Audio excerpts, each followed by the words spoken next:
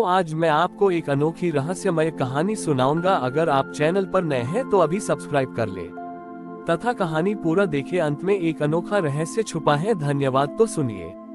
बहुत समय पहले की बात है। एक ऐसा राज्य था जिसका नाम था अनुकरणी। इस राज्य के लोग अपनी मौलिकता खो चुके थे। यहाँ हर कोई किसी दूसरे व्यक्ति या पड़ोसी राज्य के सफल व्यक्ति की नकल अनुकरण करने का प्रयास करता था। राजा से लेकर साधारण किसान तक सभी सोचते थे कि वे तभी सफल होंगे जब वे दूसरों के रास्ते पर चलेंगे, अपनी अद्वितीय क्षमता को भूलकर। इस नगर का शासक था महाराज अनुपाल। महाराज अनुपाल एक अच्छे शासक थे, पर वह हमेशा ये सोचते थे कि वह महान मराठों की तरह क्यों नहीं बन पाते।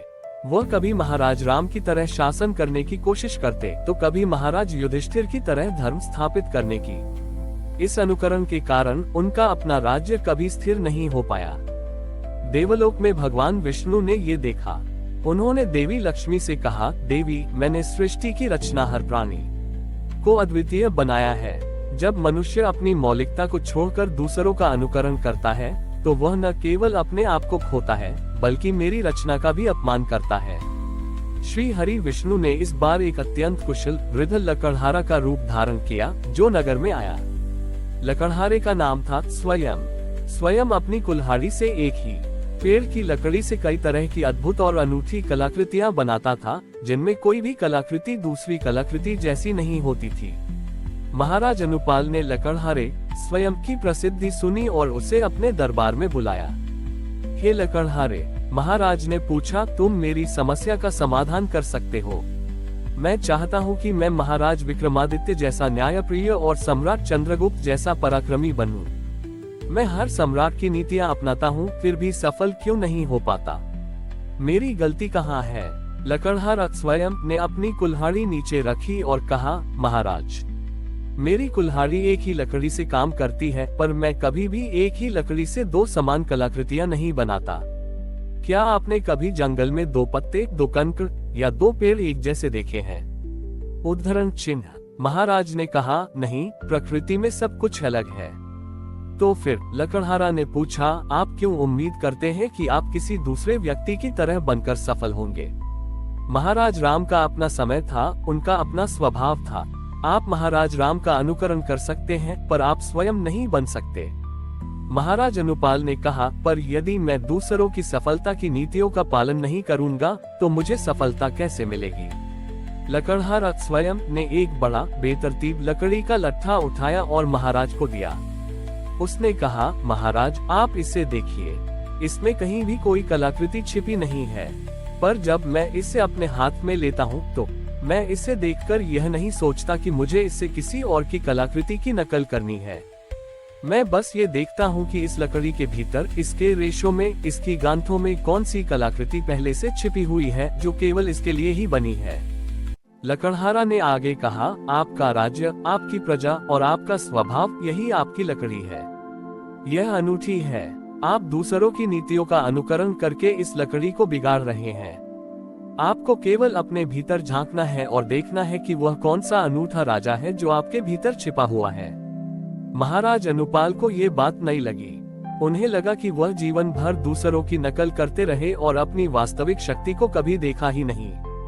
तभी लकड़हारा स्वयं ने अपनी कुल्हाड़ी उठाए और एक पल में उस लकड़ी के लट्ठे को तराशना शुरू कर दिया। कुछ ही क्षणों में उसने एक ऐसी सुंदर और अनूठी कलाकृति बना दी जो पहले किसी ने नहीं देखी थी। ये कलाकृति स्वयं महाराज अनुपाल के व्यक्तित्व और राज्य की जरूरतों को दर्शाती थी। महाराज ने जब उस कलाकृति को देखा तो वह अभिभूत हो गए। उन्होंने देखा कि उनकी अपनी लकड़ी में कितनी सुंदरता छिपी हुई थी। लकड़हारा स्वयं का चेहरा तब एक दिव्य तेज से चमक उठा। उनकी कुल्हाड़ी एक क्षण में कौमोद की गदा में बदल गई और उनके वस्त्र पीतांबर में। भगवान विष्णु ने कहा, अनुपाल, मैं ही तुम्हारा स्वयं हूँ। मैंने तुम्हें ये दिखाने आया था कि मेरी सृष्टि में हर जीव अद्वितीय है। मेरा सबसे प्रिय भक्त वह नहीं जो दूसरों की भक्ति की नकल करता है, बल्कि वह है जो अपने स्वभाव और अपने धर्म में पूरी तरह से सच्चा होता है। अपनी मौलिकता को जीना ही सबसे बड़ी भक्ति है। महाराज अनुपाल ने उस दिन से अनुकरण करना छोड़ दिया। उन्होंने अपने स्वभाव के अनुसार अपनी प्रजा की जरूरतों के हिसाब से नीतियां बनाई और एक ऐसे राजा बने जिनकी मौलिकता ही उनकी सबसे बड़ी शक्ति बन गई। उन्होंने अपने राज्य का नाम स्वयं सिद्धि रखा। महाराज अनुपाल, जो अब स्वयं सिद्ध कहलाते थे, ने भगवान विष्णु से प्राप्त ज्ञान को अपने शासन का आधार बना लिया। उन्होंने अनुकरण करना त्याग दिया और अपने राज्य की मिट्टी, संस्कृति और प्रजा के स्वभाव के अनुसार अद्वित बड़ी ही यह नीतियां बनाई। स्वयं सिद्धि राज्य अब अपनी मौलिकता और नवीनता के कारण पूरे विश्व में प्रसिद्ध हो गया। राजधानी में एक भव्य सभा का आयोजन किया गया, जहां महाराज ने अपने नए नियम प्रस्तुत किए। उन्होंने सबसे महत्वपूर्ण नियम ये बनाया कि राज्य में कोई भी नागरिक अपने व्यवसाय या कला में किसी अन्य व्यक्ति की पूर्ण नकल नहीं करेगा। हर कारीगर, हर व्यापारी और हर कलाकार को अपनी रचनात्मकता और मौलिकता का उपयोग करना अनिवार्य था। इस नियम के कारण राज्य में अभूतपूर्व प्रगति हुई, पर जल्द ही एक नई समस्या उत्पन्न हुई। कलाकारों और शिल्पियों के बीच मौलिकता का अहंकार पनपने लगा। हर कलाकार अब ये सिद्ध करने में लग गया कि उसकी कलाकृति दूसरे से अधिक अद्वितीय है। मैं और मेरा की भावना फिर से प्रबल होने लगी। एक बार राज्य के दो सबसे प्रसिद्ध शिल्पी मयूख और प्रखर एक सार्वजनिक उद्यान की मूर्तियों को लेकर विवाद में पड़ गए। मयूख ने एक जटिल अमूर्त कलाकृति बनाई थी, जबकि प्रखर ने प्रकृति की सरल यथार्थवादी मूर्ति बनाई थी। दोनों एक दूसरे की कला को कम मौलिक बताकर नीचा दिखा रहे थे। मामला महाराज स्वयं सिद्ध के दरबार में पहुंचा। महाराज ने दोनों की कलाकृतियों को देखा। दोनों ही अद्भुत और मौलिक थीं, पर उनके पीछे का अहंकार स्पष्ट था। महाराज स्वयं सिद्ध, जिन्हें अब भगवान विष्णु के ज्ञान का सहारा था, ने कहा, तुम दोनों की कलाकृतियां अनूठी हैं, इसमें कोई संदेह नहीं, पर तुम ये क्यों सोचते हो कि अद्वितीय होने का अर्थ दूसरों से बेहतर होना है? उद्धरण चिन्ह। महाराज ने उन्हें एक सरल कार्य दिया। उन्होंने दोनों शिल्पियों को दो छोटे साधारण पत्थर दिए और कहा, तुम्हारे लिए ये परीक्षा है। इन पत्थरों को इस तरह तराशो कि तुम्हारी कलाकृति तुम्हारे सामने वाले शिल्पी के हृदय में खुशी पैदा करे। तुम्हें अपनी मौलिकता का प्रयोग दूसरों को प्रभावित करने के लिए नहीं, बल्कि दूसरों को आनंदित करने के लिए करना है। दोनों शिल्पी इस अजीब परीक्षा से चकित हुए। वे हमेशा दूसरों को नीचा दिखाने के लिए कला बनाते थे, कभी किसी को खुशी देने के लिए नहीं। मयूख, जो जटिल कला बनाने में माहिर था, ने प्रखर के स्वभाव को याद किया। प्रखर बहुत सरल और प्रकृति प्रेमी था। मयूख ने अपने पत्थर को तराशकर एक छोटी खिलखिलाती हुई चिड़िया की मूर्ति बनाई, जो देखने में अत्यंत यथार्थवादी थी। यह उसकी अमूर्त शैली से बिल्कुल अलग थी। वहीं प्रखर, जो यथार्थवादी कला बनाता था, जानता था कि मयूख जटिलता को पसंद करता है। प्रखर ने अपने पत्थर को तराशकर एक अत्यंत जटिल ज्यामितीय आकार बनाया, जो अनंत और रहस्यमय लगता था। यह उसकी सरल शैली से एकदम विपरीत थी। जब वे दरबार में अपनी कृतियां लेकर आए, तो दोनों ने एक दूसरे की कृतियों को देखा। मयूख ने प्रखर की जटिल रचना को देखा और अचंभित रह गया।